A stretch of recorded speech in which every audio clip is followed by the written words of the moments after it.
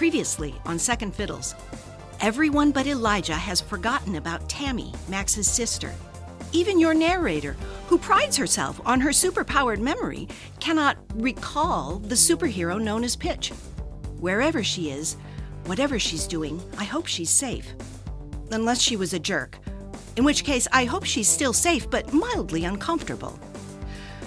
Let's begin. Episode 49, Silver Lining.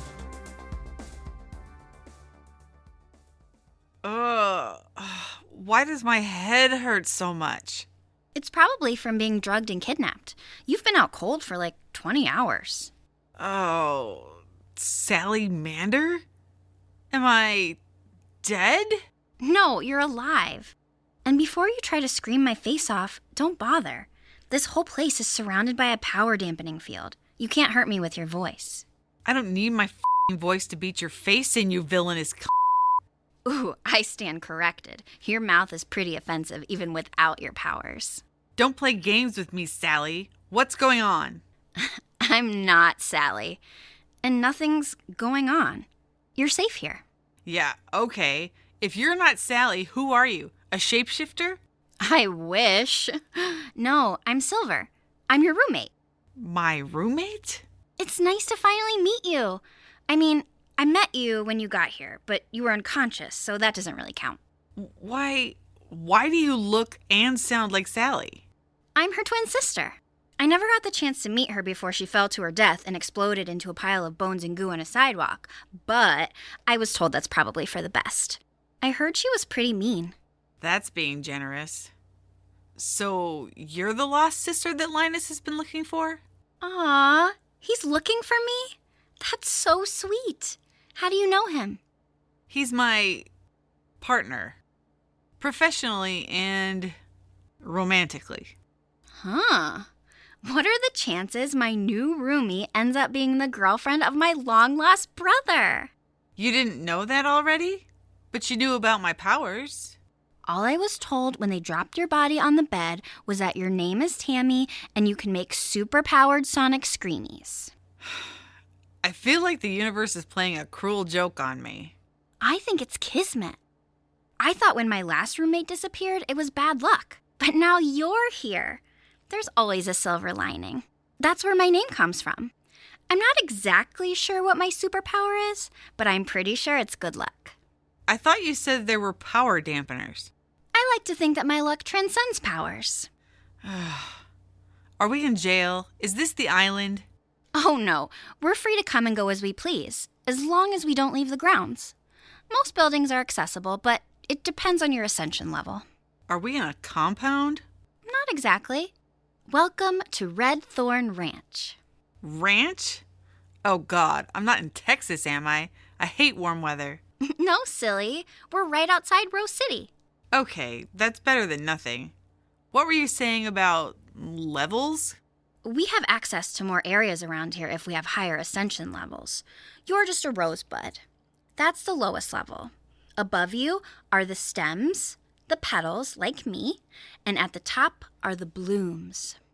The people who run this place, do they have a name? Of course.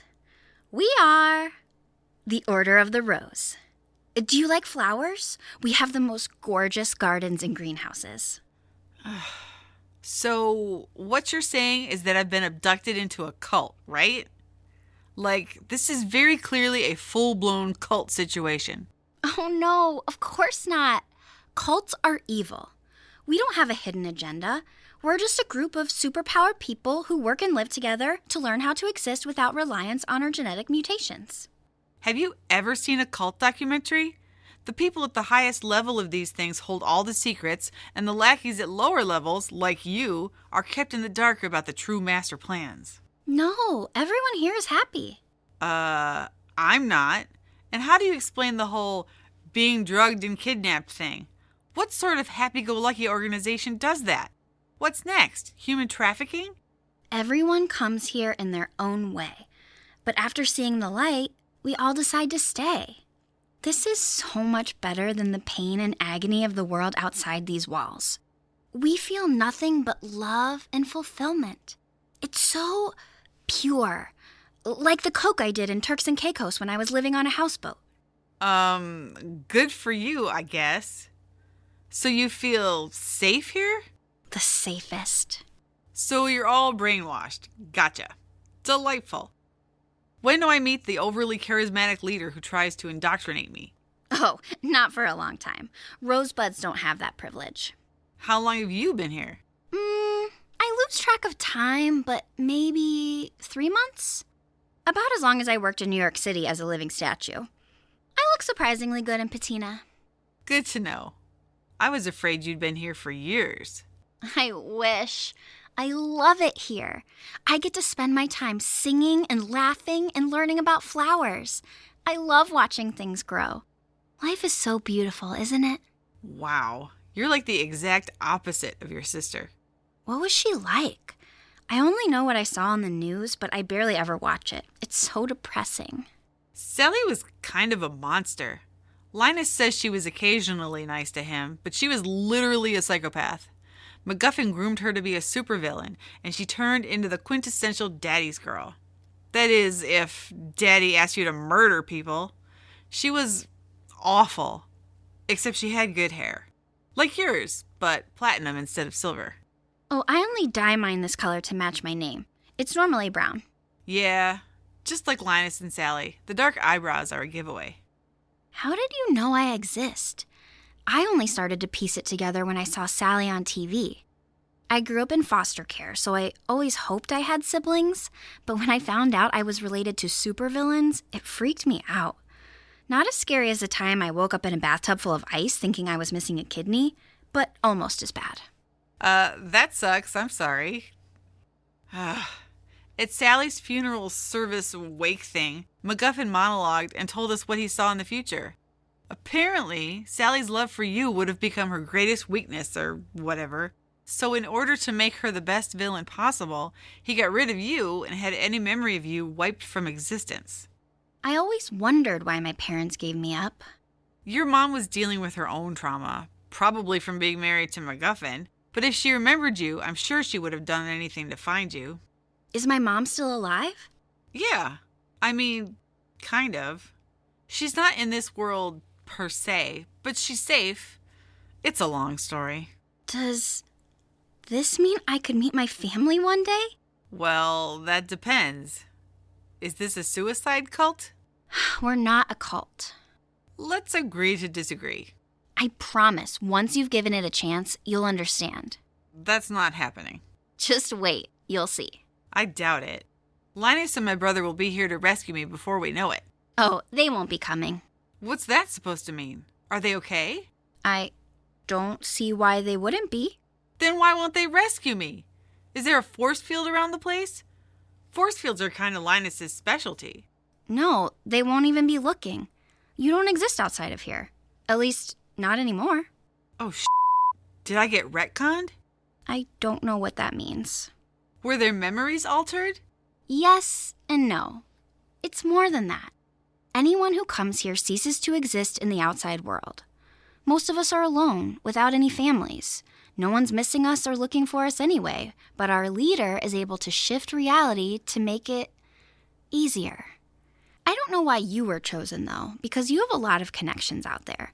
You're not like the rest of us. Great. I feel so blessed. You should. Maybe my luck is spreading. You may not be a psycho like your sister, but you're pretty delusional. Superpowered luck isn't a real thing. Well, then explain this. A couple of years ago, I was riding in a cab when all those bombs went off downtown. Shrapnel from the explosion hit us, and the cab was nearly ripped in half. The driver survived, and I was thrown into the street. Not only did I make it out without even a bruise, but when I was blasted out of the car and landed on the sidewalk, there was a crisp new $20 bill just sitting there. See? Lucky! All right.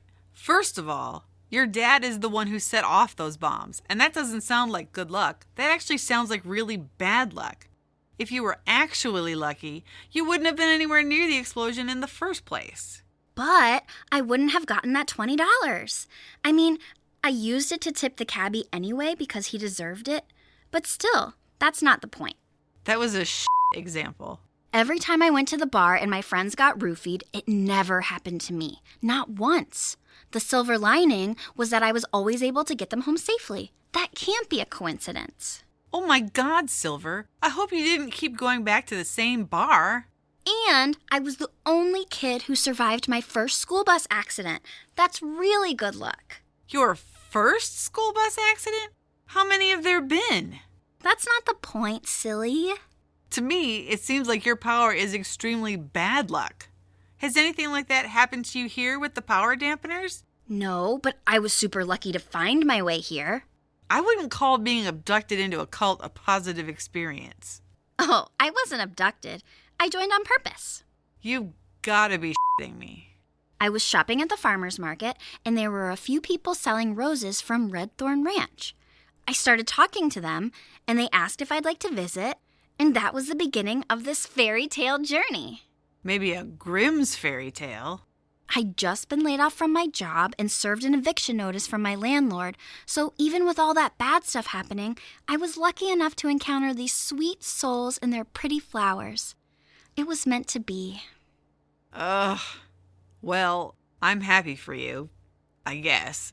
Thanks, Rumi. You're welcome. So if everyone I know has forgotten that I exist, and I'm assuming I can't just leave on my own, what do I do next? Want some food? It's taco day. Oh, I haven't had any Mexican food since I had a bad burrito a while back. I kept throwing up and everyone thought I was pregnant, but luckily it was really just food poisoning. What's so funny? You just said getting food poisoning was good luck after making fun of my luck powers. It's pretty ironic. Damn it. Anyway, classifying a gas station burrito as Mexican food is an insult to all Mexican cuisine. But I can't help what I like. Are the tacos here good? All the food here is amazing. Well, I am starving. I also really have to pee. Do we have our own bathroom? There's one down the hall. Great. A communal bathroom. I'm living the dream. Each stall is super big, handicap accessible, fully enclosed, and has heated seats. There are bidets, too. Seriously? Yep. We have a chef and a pastry chef, too. Damn. Wait, is this the kind of cult where the food is drugged with mind-altering chemicals? I'm hungry, but not hungry enough to get brainwashed. I promise the food is safe. I work in the kitchens on the weekends. It's not drugged. That's exactly what a brainwashed cult member would say. You're funny. I'm glad I amuse you. If you don't want tacos, in case your tummy might disagree, we also have vegan, kosher, halal, and gluten-free options. What was that you said about a pastry chef? I think the desserts tonight are fresh eclairs and raspberry sorbetto. Ew. That reminds me of a henchie named Sorbetto. Was he a bad guy? Yeah, his name was Beto, and he was covered in contagious sores. Sore, Beto. Get it? Yuck. Yeah. Eclairs sound good, though. How about this? I'll show you where the bathroom is, and then I'll give you a tour of the ranch. At least the places you have access to. There's no formal orientation process, at least not for you, so you can just follow me and I'll show you the ropes. Not literal ropes. Unless you want to go try out our climbing wall or ropes course. It's hard to trust you because you have the face and voice of a murderous supervillain. But I'm giving you the benefit of the doubt because you're my boyfriend's sister. Technically, he's not your boyfriend anymore. He doesn't remember you, so he might move on without you. Why would you say that? I'm just being honest.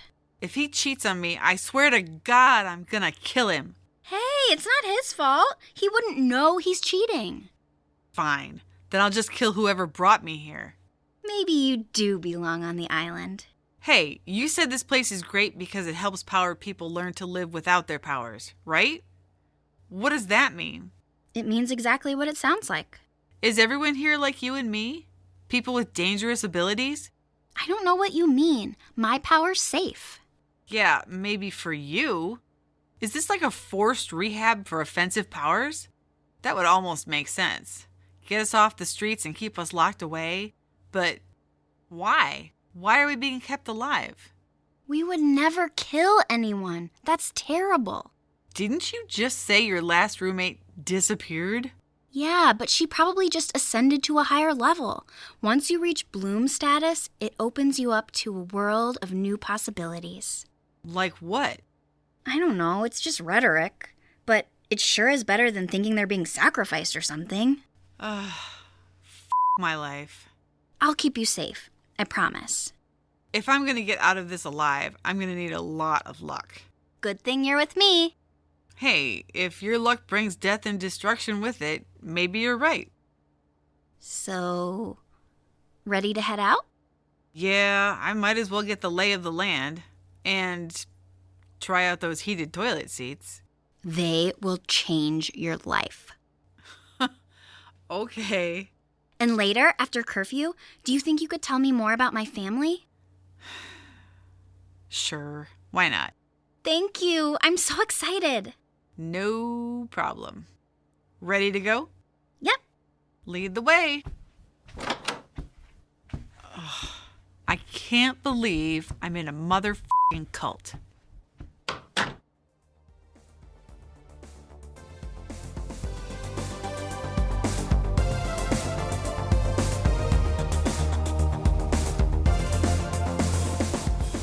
In this episode of Second Fiddles, Tammy is voiced by Liz Thompson, Silver is voiced by Jenny Gibson, and Sophia is voiced by Robin Rimey.